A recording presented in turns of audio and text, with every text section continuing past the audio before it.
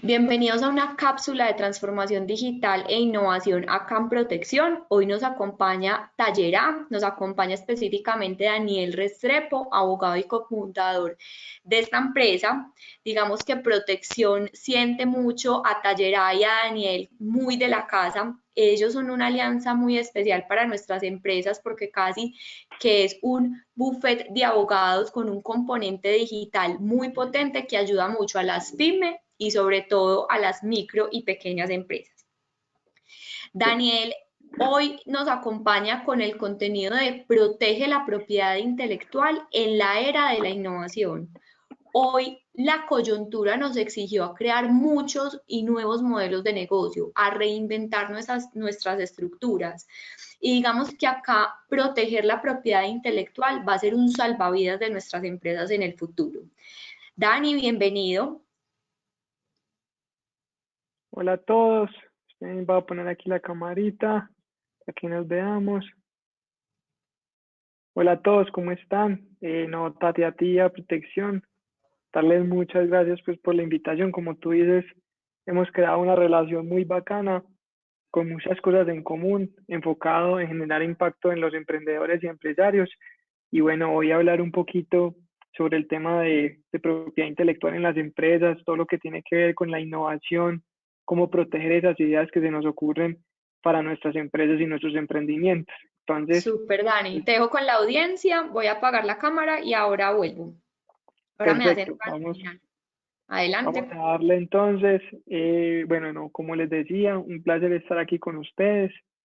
Espero pues sea muy útil la información que les vamos a compartir a través de este webinar, que puedan aprender, que puedan tomar acciones en sus empresas, en esos procesos de creación y de innovación, y que pues obviamente si tienen alguna duda o algún comentario, necesitan algún apoyo, pues puedan contactarnos y poderlos apoyar.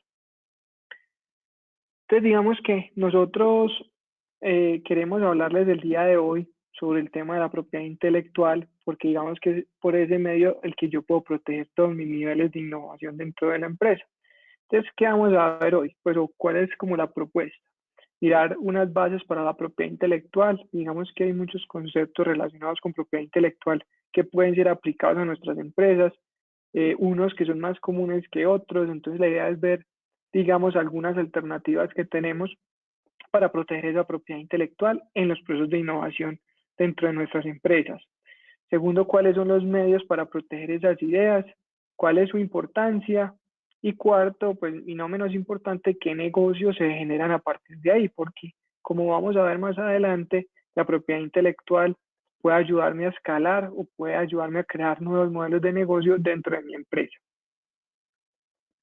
Entonces, digamos que hay dos principios básicos cuando hablamos de propiedad intelectual, ¿cierto? Y es lo que necesitamos que nosotros, o queremos nosotros que ustedes entiendan. Lo primero es las ideas se protegen.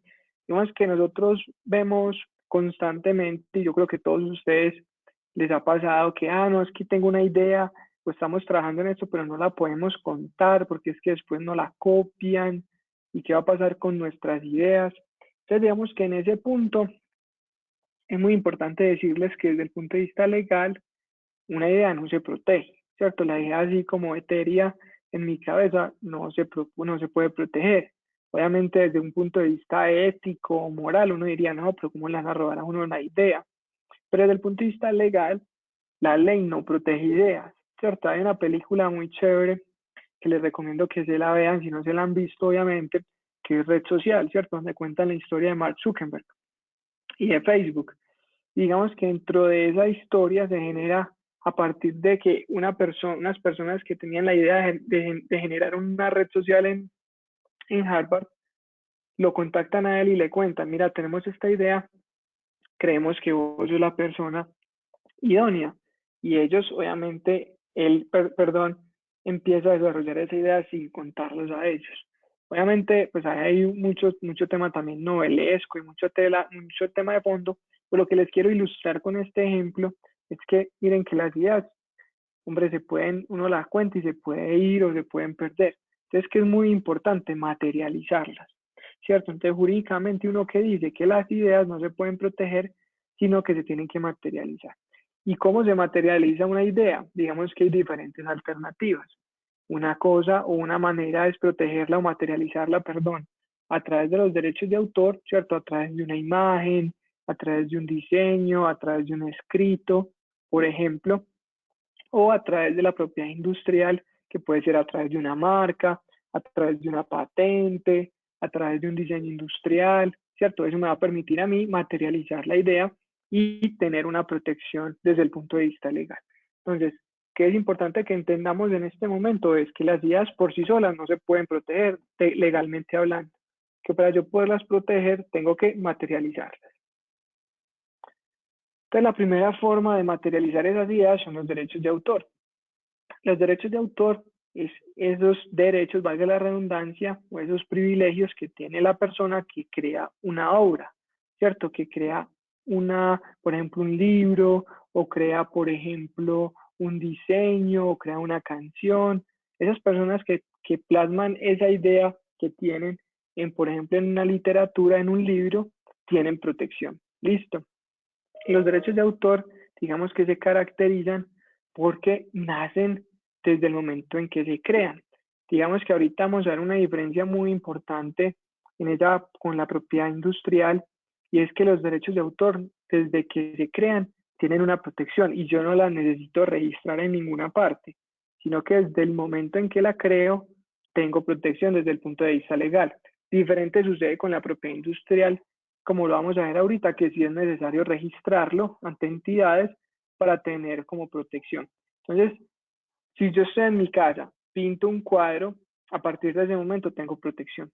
Y miren que si ustedes se ponen a pensar, cuando miran un cuadro de un artista, siempre en una esquinita o en la parte de atrás, está firmado y fechado por el autor. Ese es como el sello o el signo que nos va a identificar quién lo hizo y cuándo lo hizo. Y obviamente a partir de ahí tienen protección, ¿cierto? Digamos que la persona que crea una obra se presume siempre que es la persona que, pues la dueña, la autora o el autor. Eso se puede tumbar, se puede quitar. No sé si ustedes han visto, por ejemplo, que sucede mucho con canciones. Hubo un caso reciente muy famoso con una canción, pues que es un poquito más vieja, pero reciente. La decisión fue con la bicicleta, la canción de la bicicleta de Carlos Vives y Shakira, que sufrió como una demanda por un posible plagio o infracción a los derechos de autor. ¿Cierto? Hay un cantante cubano, si mal no estoy, que reclamaba que ellos habían tomado una letra que no era de ellos.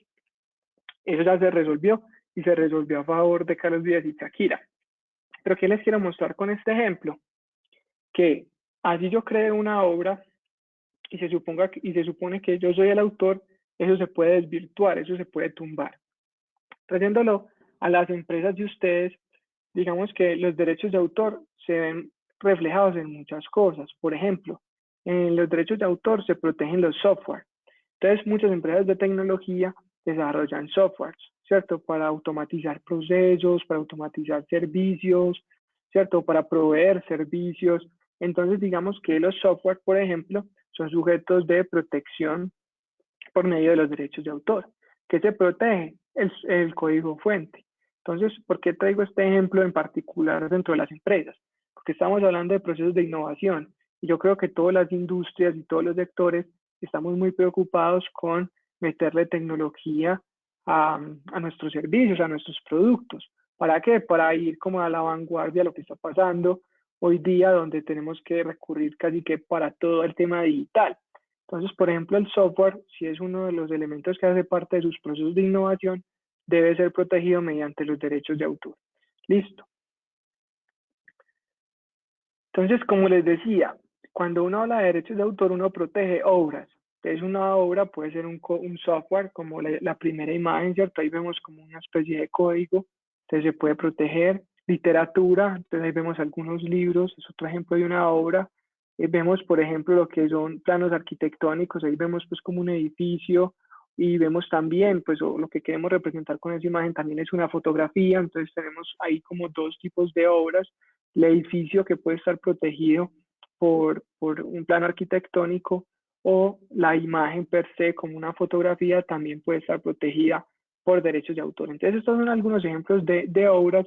Entonces, si de pronto dentro de nuestros procesos de innovación queremos sacar libros para que nuestros usuarios o nuestros consumidores aprendan ciertas metodologías o ciertas cosas, es una obra que debe ser protegida por derechos de autor. Si en nuestros procesos de innovación, como les decía ahorita, hay tecnología por medio de software, protección por medio de derechos de autor. Si yo soy una empresa de arquitectos, por ejemplo, entonces todo lo que yo haga como planos arquitectónicos va a ser protegido. Si yo soy, por ejemplo, un fotógrafo, todas mis fotos van a estar protegidas. Entonces es muy importante que tengamos claridad que es una obra para saber cómo lo podemos proteger. Básicamente, cuando yo soy un autor, tengo dos derechos, ¿cierto?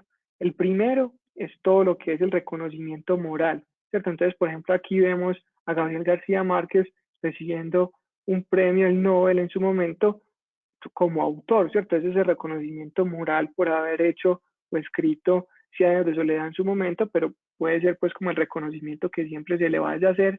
Cuando uno vea un libro de Gabriel García Márquez, siempre lo vamos a reconocer como el autor.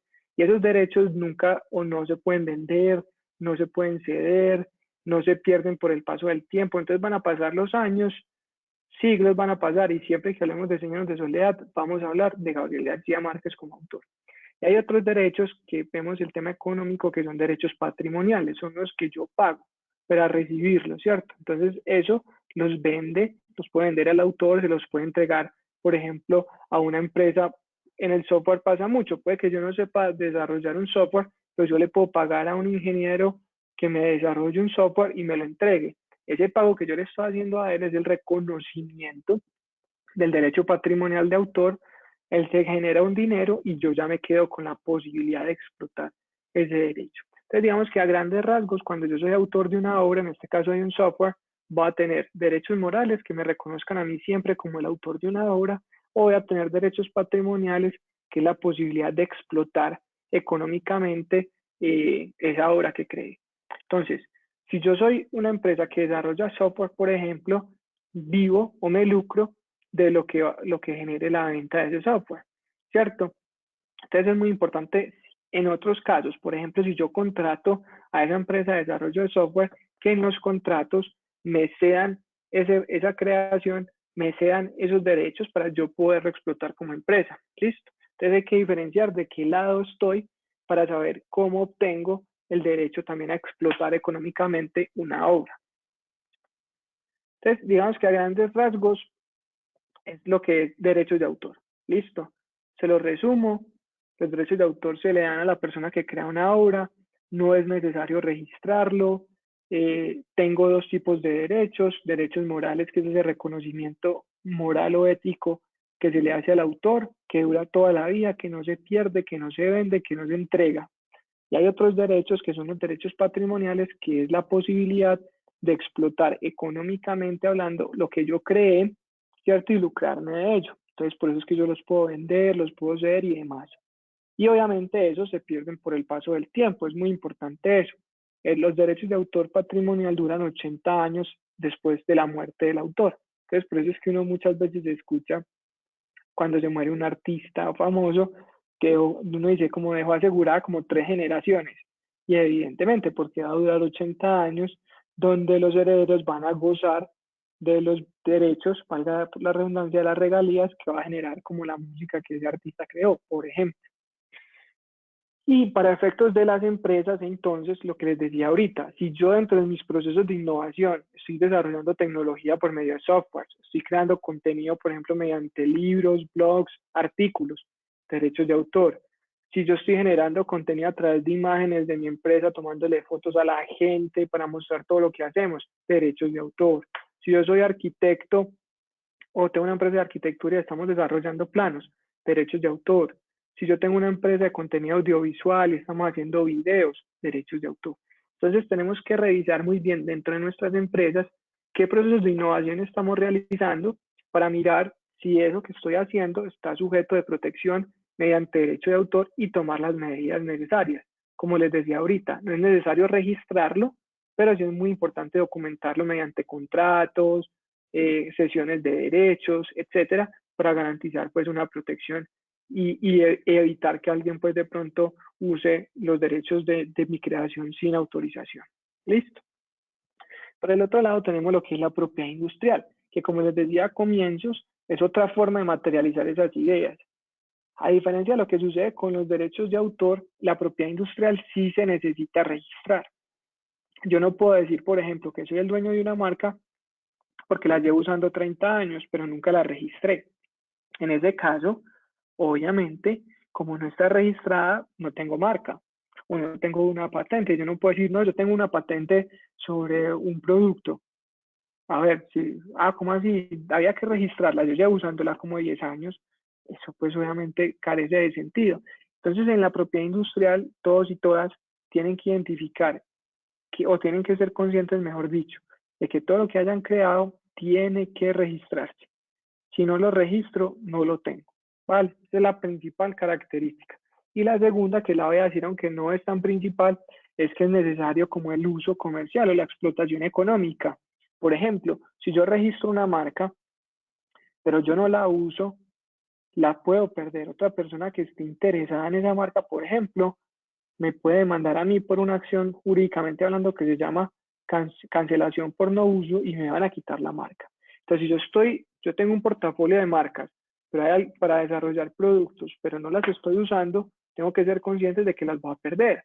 O si yo tengo una patente y dejo de usarla, tengo que ser consciente de que la puedo perder. Entonces es muy importante que lo que yo cree en esos procesos de innovación sean susceptibles de explotación económica, porque eso hace que no la vaya a perder, ¿cierto? Por el tiempo que la ley me la entregue. Si no, puede llegar alguien que esté interesado y me la puede quitar. ¿Listo? Digamos que vamos a hablar de algunos temas de propiedad industrial, los más principales. Vamos a hablar sobre marcas. Marcas, yo creo que todos nosotros, todos los que somos empresarios, digamos que nacemos y partimos de la creación de una marca. Cuando uno habla con un emprendedor o con un empresario y le preguntan, ¿y vos en qué andás? ¿En vos en qué estás? Siempre uno empieza contándole cómo se llama la marca, ¿cierto? No, mira, estoy en este proyecto, se llama X. O estoy trabajando para esta empresa que se llama, ¿cierto? Miren que uno siempre lo hace referencia a la marca. La marca es como el hijo del empresario, por así decirlo. Y hay muchas empresas que diversifican, ¿cierto? Hay, por ejemplo, empresas que tienen diferentes marcas, que tienen diferentes líneas de negocio y cada una la manejan con una marca diferente. Entonces, que es muy importante registrar. ¿Qué pasa? Hay muchos mitos alrededor de la marca, ¿cierto? Entonces, por ejemplo, desmitifiquemos algunos conceptos. Por ejemplo, se dice muchas veces que las marcas se registran en la Cámara de Comercio. Eso es falso. Las marcas se registran ante una entidad que se llama la Superintendencia de Industria y Comercio. Segundo, ¿tengo que tener una sociedad ya súper creada, súper estructurada para tener una marca? No. Yo incluso si ustedes, por ejemplo, que me están escuchando son freelance o tienen apenas o están pensando en crear una marca, no tienen que crear una sociedad, lo pueden hacer a título propio. La otra pregunta que se genera normalmente es, ¿qué impuestos se generan cuando yo registro una marca? Digamos que cuando yo registro una marca per se, no se genera el pago de impuestos. Solamente hay que pagar una tasa administrativa de registro, ¿cierto? Y solo hasta el año 10, que es el tiempo que dura una marca, es que te toca volver a pagar la renovación, ¿sí? Pero no es que te vaya a generar un impuesto periódico por el registro de la marca, ¿cierto? También hay que diferenciar que una cosa es mi marca y otra cosa es cómo se llama la empresa, ¿cierto? Yo me puedo llamar Arcos Dorados SAS, pero mi marca es McDonald's, ¿cierto? Entonces una cosa es el nombre de mi compañía y eso no es una marca, es cómo se identifica la compañía frente a terceros y demás, pero lo más importante es la marca, eso es lo que realmente le genera valor a la empresa. Y tampoco, y no se puede confundir tampoco una marca con un eslogan, ¿cierto? ¿Por qué? Porque son dos cosas totalmente diferentes. La marca es como se identifica al comerciante, cómo se identifican los productos o servicios que vende un comerciante, y el eslogan es una frase que la acompaña. Entonces, digamos que desde el punto de vista legal, son dos protecciones totalmente diferentes. Entonces, es muy importante desmitificarlo porque, como dice la palabra, hay muchos mitos alrededor del tema de marcas. ¿Qué es una marca? Básicamente, una marca es un signo, como les decía, perceptible por los sentidos, que les permite a ustedes identificar bienes o servicios, identificar a un empresario también, ¿cierto? Entonces, hay diferentes tipos de marcas. Entonces, por ejemplo, ¿qué tipos de marca existen? Entonces, existen marcas nominativas, es decir, que solo son textos, por ejemplo, como estas. Hay marcas mixtas que combinan texto con parte gráfica, ¿cierto? Como lo ven, tienen texto y parte gráfica. Están las marcas figurativas, que solo son figuritas, o están las marcas, por así decirlo, táctiles, que gozan, por ejemplo, de una protección, ya que cuando uno las toca, cuando uno las siente, obviamente uno ya sabe qué chocolatina es. Si ustedes cierran los ojos y les pasan esta chocolatina, yo estoy seguro que identifican, esa es la marca Toledo, ¿cierto? Porque cuando la tocan ya saben cuál es. Hay otros tipos de marcas que no estoy mencionando aquí que también son importantes como que tengan en cuenta, por ejemplo, una marca olfativa, el olfato, o una marca sonora, que es el sonido, ¿cierto? Hay diferentes tipos de marca. ¿Qué es lo que pasa? Las más comunes, las más tradicionales son estas mixtas, como el ejemplo que estoy poniendo de Nike, pero ¿qué pasa? Yo comercialmente puedo generar estrategias innovadoras desde el punto de vista de mercadeo y decir, ve, vamos a promocionar este producto por medio de esta figurita, vamos a sacar un muñequito, entonces registramos ese muñequito como una marca figurativa. Pero sabes que vamos a sacar un producto que cuando uno lo toca, ahí mismo se va a identificar qué es de nosotros, listo, hay que registrarlo como marca, pero en este caso como una marca táctil. Entonces, lo que les quiero mostrar con este slide y con estos ejemplos de algunos tipos de marcas que existen, es que no nos podemos quedar con lo superficial de que, listo, mi marca es esta. Pero si yo empiezo a innovar y a desarrollar productos dentro de mis empresas y cada uno tiene una denominación diferente y el consumidor la empieza a identificar y tiene una concepción diferente, hay que protegerla también. Así no tenga figuras, entonces ya sabemos que es una parte nominativa, o si es una parte táctil, entonces la buscamos como táctil. No se queden con lo superficial, que es solamente el nombre, que también es importante, sino que debemos llevarlo a un plano pues un poquito más aplicado. Va a pasar básicamente cómo se protege una marca, lo voy a decir rápido. Una marca se protege, como les decía ahorita, ante la Superintendencia de Industria y Comercio. Las marcas son territoriales, es muy importante que tengan eso en cuenta, se protegen por países, así que si yo quiero extender o quiero ampliar pues a otros países o quiero escalar, debo registrarlo en esos países a los que yo vaya a entrar para que lo tengan pues súper en cuenta, y se protegen por especialidades, es decir, por actividades. Entonces yo no puedo registrar una marca, yo puedo registrar una marca, por ejemplo, que se llame Corona de cervezas, pero también puedo registrar una marca que se llame Corona en chocolates, perfecto, ¿cierto? Porque son categorías diferentes. Entonces tenemos que tener muy en cuenta cuando creemos estas marcas, a dónde le vamos a apuntalar, a qué clases o a qué actividades las vamos a registrar. Pero no todo puede ser marca, ¿cierto? Para que tengan eso súper en cuenta. Yo no puedo registrar marcas que sean similares o a otras marcas o a derechos de autor, como les decía ahorita. Si yo quiero registrar la marca Tallera de Abogados, no lo puedo hacer. ¿Por qué? Porque ya existe una. O si yo quiero registrar una marca que se llame Protección, por ejemplo, tampoco lo puedo hacer porque ya existe una marca que se llama Protección. Entonces, digamos que ahí pierde la posibilidad de protegerse en el mercado. Tampoco puedo registrar genéricos, para que tengan eso muy en cuenta. Yo no puedo decir, ve, quiero registrar una marca para un café que se llama café, ¿cierto? No puedo porque la expresión es amplia, la expresión es genérica y es para todas las empresas que se dediquen a esa actividad. Tampoco puedo registrar símbolos patrios. Por ejemplo, cuando uno mira Bancolombia, mira que la bandera de Colombia está trocada, azul, amarillo y rojo. ¿Para qué? Para poderse proteger.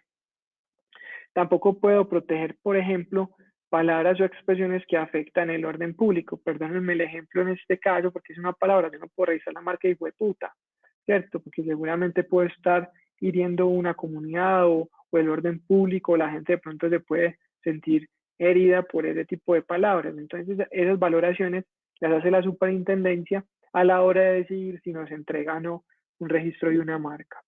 Como les decía, las marcas no son la única manera de proteger la propiedad industrial. Hay otras formas de hacerlo. Entonces, ustedes en sus procesos de innovación internamente dentro de las empresas no solamente se queden con los derechos de autor y con las marcas, sino que pueden profundizar. ¿Qué más tenemos? Podemos tener un lema, una frase que nos represente, o vendemos productos que son oriundos de una región en específico, como son las denominaciones de origen. Entonces, mi café, yo soy un empresario de café y cultivo mi café en Jericó y con unas características particulares, entonces puedo utilizar una denominación de origen. O si dentro de esos procesos de innovación inventé algo desde cero, puedo buscar crear una patente de invención, ¿cierto? Que dura 20 años y me va a permitir a mí tener el monopolio durante ese tiempo de esa patente, de ese invento que yo creé. O si por el contrario lo que hice fue tomar algo que ya existe y mejorarlo y volverlo más útil, entonces ahí ya nos vemos es frente a una patente de utilidad donde mejoré algo que ya existía, pero también puedo tener una protección sobre eso. O por otro lado, creé un producto externo, una bicicleta con un diseño súper bacano desde el punto de vista industrial, súper óptimo, entonces también puedo protegerla como diseño industrial. O por último, es algo tan confidencial, es algo que nadie sabe, como la fórmula de la Coca-Cola, que lo vamos a mantener mejor en secreto.